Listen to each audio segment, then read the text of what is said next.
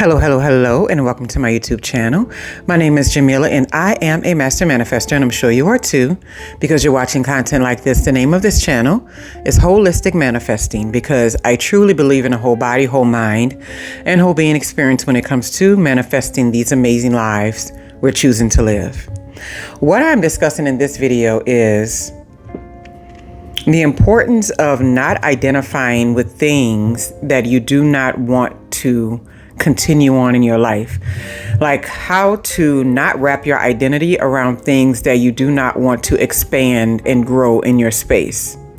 Something I had to learn this lesson with dearly has always been, and it's always been something that's reoccurred in my life at many different times. But what I can remember most about identifying too closely with something that I didn't want to experience has got to be dealing with anxiety. And I remember reading this book about anxiety, and I forget the name of it because if I knew the name, I'd share it. And I've since given it to the Goodwill because I read it more than once and I kind of got what I needed from it and I moved on. But it was a book about fear and how it plays a huge role in what anxiety is. It's fear of the future, fear of the present, it's pretty much fear of everything. And you don't realize that it's creating that sense of panic in your body as you move about your day and as you go on with your life. And for some people, that fear is different. For me, it was always a fear of disappointing others or others not feeling like I was showing up in some kind of way. And I've recently been able to really let that go. So that's a huge one. So when we are identifying too closely, I used to always tell myself, I don't know what to do about my anxiety. I don't know what to do about my panic attacks. I don't know what to do about my condition. And now in hindsight, I can look at it and say that I was showing such ownership over something that I did not want to experience more of. And when we show ownership over things, it's almost like we're treating it like a child, like something that we're going to coddle and take care of, or something that we want to nurture and to grow. Think about it. Anything in our lives that we're putting ownership over or that we're saying my to, that's something that we are wanting to protect, that's something that we are wanting to love and appreciate or something like that, or that's something that we want to continue to identify with on some level, even if we don't see it in that particular time, right? If we think about like, say everybody's had like a favorite car in their life, like a favorite vehicle. I mean, not everybody, but a lot of people have. I've had a couple of favorite vehicles, but it's like one really sticks out amongst the others. And every time I mention that one vehicle, I would always say my this, my vehicle, my whatever. And the little nickname I had for it was my, right? And what I noticed more recently is because I've lost a lot of attachment when it comes to like physical things, as far as like vehicles and cars. Like if it's not something particular and special that I was wanting to have or wanting to be in, it's kind of just seen more as a tool. And I think that's a very positive place to be in when it comes to a lot of material things. And I noticed I was getting some work done today, but basic maintenance stuff. And none of the time where I was talking about the vehicle did I ever say my. And I noticed that after a minute of talking to the technician, and I was like, yeah, that car is like this, or that is that, or that. I kept speaking about it like it was something that was outside of me, right? And I think it's because I haven't let it into the fold. And it's not that anything is wrong with it. It's not that I don't appreciate it. It's not that I'm not even grateful for it. It's that some things in our lives are more endearing and we take ownership over it a little bit more. And what I like to call stewardship, because, everything comes and goes. And so sometimes we don't realize is that we're taking stewardship or ownership over things that we really don't want to expand and grow in our lives. And I've told my daughter this many times. I was like, well, whenever I decide to move on to something else, you can definitely have this car. It's like a this and a that. And I even tried to come up with a little nickname for it and I couldn't because I'm not attached to it in that way. But it's a very nice vehicle. So it's not even that anything's wrong with it in that sense. But it just showed me how sometimes it doesn't matter what we do. We have these automatic proclivities to own things or to put a my on it or something like that. And I notice people do the same thing when it comes to jobs, whether or not it's a toxic space, whether or not it's somewhere where they know they don't want to be long term, where they don't want to work in that field anymore, that career, where they want to make more money, where they want to expand and grow. They'll still keep using the terminology, my job. And I think to myself, that is not always the best mindset to be in, as we can see if we look around the world at any given time. What you call my one day, somebody else has the ability to say it's not, and then take it from you. And I'm not saying that in some kind of way of like, we should be afraid and walk around in fear. But if we start detaching ourselves from these outside things, then we can start to see more clearly how we are our own independent self in many ways. A lot of people do this with a lot of ailments and stuff, my arthritis or something like that, or my high blood pressure. And they continuously claim these things that they truly want to, on some level, find distance with in their lives. And if you want to find distance with it, I think the worst thing that we can do is put so much claim and ownership over that thing.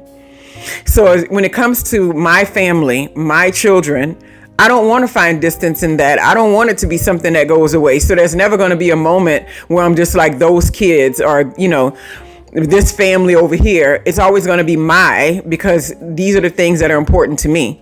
But when it comes to something like anxiety and panic attacks, I don't say my anxiety anymore. I stopped doing that a while ago. And we don't see it happening all at one time. But over time, I've worked myself out of claiming something that I don't want to expand and grow in my life, right? Or, just referring to things that are not in the best space as my circumstances, but in my circumstances it's like this. And I'm like, stop claiming those circumstances so deeply, because circumstances are malleable. They change. They're mutable. They can always be something one day and then something else the next day. But if you are so heavily steeped into the circumstance that you're claiming it and it's not something that you want to experience more of, you're not going to be able to get away from it, because you're still always showing a deep connection to it, right? So my circumstances, my finances, and now my finances can go either both ways. But if you're thinking about your finances in a negative way and you're still claiming my over it, then that will still have the same impact and effect. It's just a new way of creating another language that speaks to where you want to go, as opposed to where you've been in many spaces and where you've been with most of what you've been doing in your life, right? I feel like it's the biggest one to notice in ailments and stuff like that, because when we take ownership of these things, we're pretty much saying that it is a permanent part of who we are, and it's a permanent part of our environment. It's a permanent part of our experience. And if we don't want this thing to be a permanent part of our experience, then we have to start speaking about it differently. I'm a firm believer, like I always tell my girls, it's like, I haven't had a flu or a fever. I knock on wood with that, because it just is what it is, since I was like 19 years old. And that's just who I am. I don't know why. People always ask me, what are you doing? I don't know. It's just who I am. And I think we can all have some things that we can say doesn't occur in us, right? Like some women you talk to and they say they've never had cramps in their life. And you're like, how? Right? And so it just depends on who you are and what your experience is supposed to be on this planet.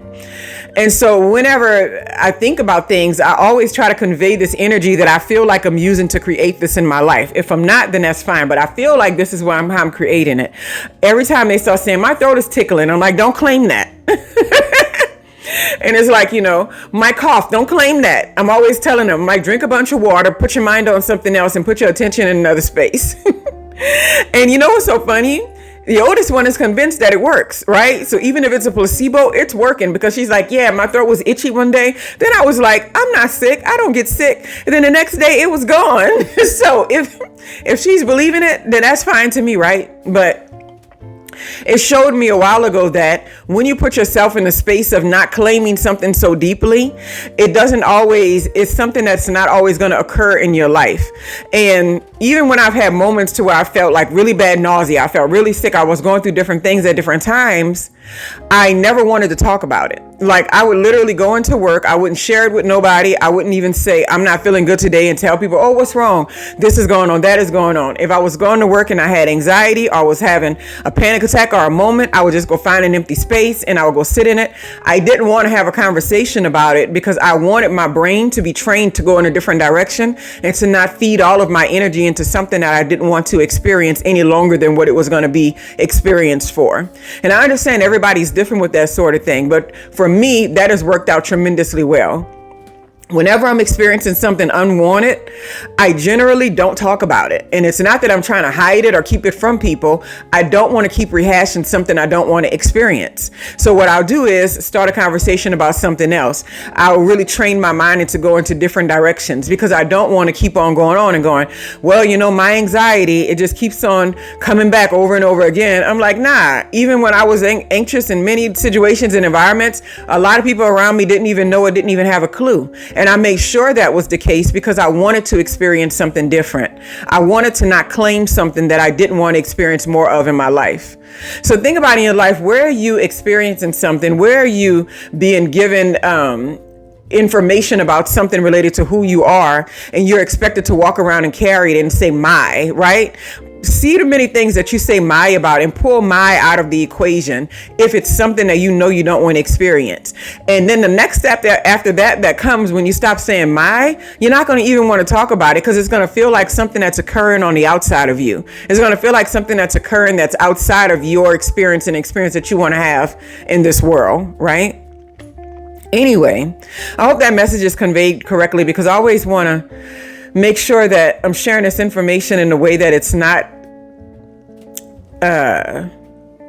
pointing in a way that it's not making someone feel like what they are experiencing in life is insignificant in some kind of way. We can experience significant things in life without us having to claim those things as our life story, right? A lot of times people go through abuse with other people. They go through all these traumas, and I'll hear the language go, my abuser, my attacker. Stop claiming that person and that energy into your space.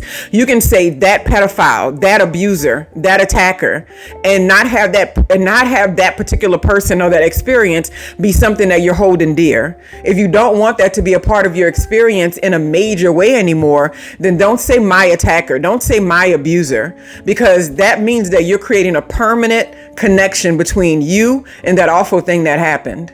So we can still experience things that are the vicissitudes of life, things that we do not want to go through, things that we hate to experience, and still not attach ourselves to it at the end of the day. We can still say, hey, I am me, but me is going through this thing. Me was in this situation. Me had this negative experience happen, but that is not who I am as a person. It is not personally attached to me as a whole.